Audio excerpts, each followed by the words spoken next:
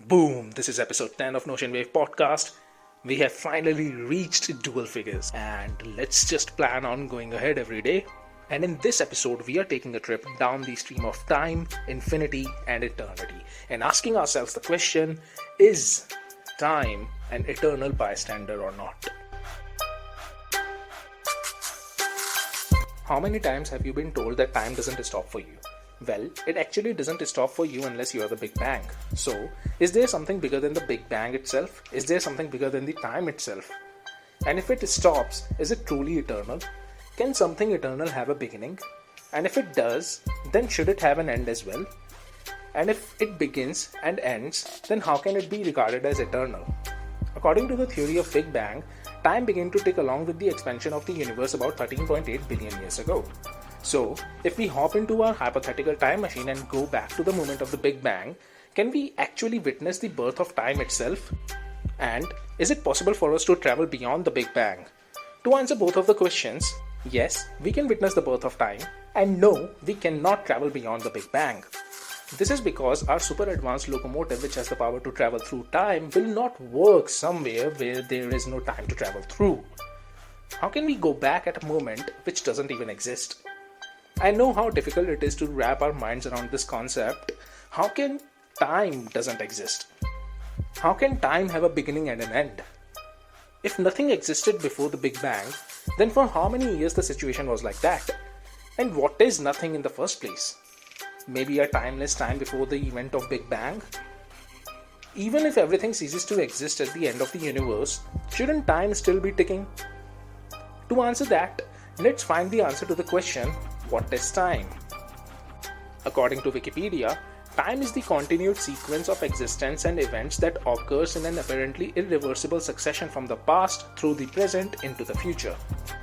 And according to me, everything we see, feel, and perceive was created after the event of Big Bang. Yes, even time. It's a unidirectional process that can speed up, slow down, and eventually someday stop when our ever-expanding universe finally reaches its inevitable cold demise. To have a better understanding of time, let's contrast it with temperature.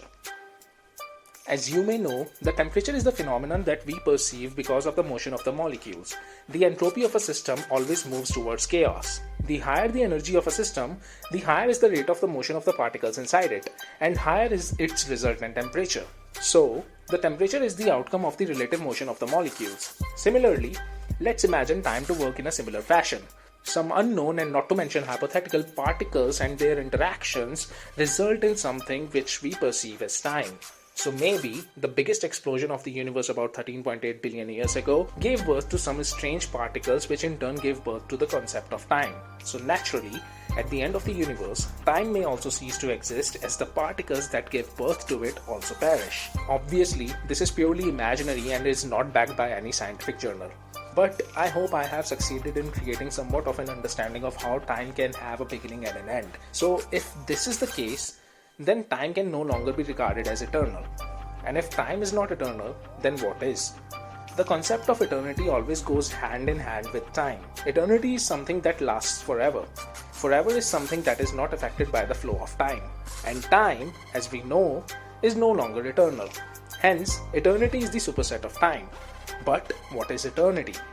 Maybe eternity is the sequence of never-ending Big Bangs, and maybe these Big Bangs cause time to start, speed up, slow down, stop, and start again. A sequence of births and deaths of multiple universes in which time is born and dies multiple times. We often imagine time to be a cosmic river that flows and possibly forks many times. But maybe time is not a river on its own. Maybe time is more of a boat that flows in the river of eternity. So maybe we shouldn't call it time, the eternal bystander, and start calling it eternity, the timeless bystander. But if eternity is timeless, then how do we even define it? If we try infinity, it makes eternity infinite. The universe is also infinite. So, is the universe eternal? And if the universe is eternal, then time should also be eternal, as the fabric of this universe is stitched with the thread of time. But as we established, time is not eternal. The universe may also shrink and end one day. If something infinite has an end, then why do we call it infinite in the first place? And if eternity is infinite, can it also have an end? If eternity has an end, is it eternal? If eternity is not eternal, then maybe everything is mortal. If everything is mortal, then nothing is immortal. But what is nothing? A timeless time, as we mentioned, the state before Big Bang, the state before the birth of the universe. Maybe that is what is eternal. A state in which it cannot be defined. A state in which it cannot be compared. So maybe we can conclude it like eternity, a timeless state of non-existence. And thank you for listening to this episode of Notionwave podcast. And don't forget to check out the other episodes from the library. Head over to my blog to find more content, and thank you for tuning in.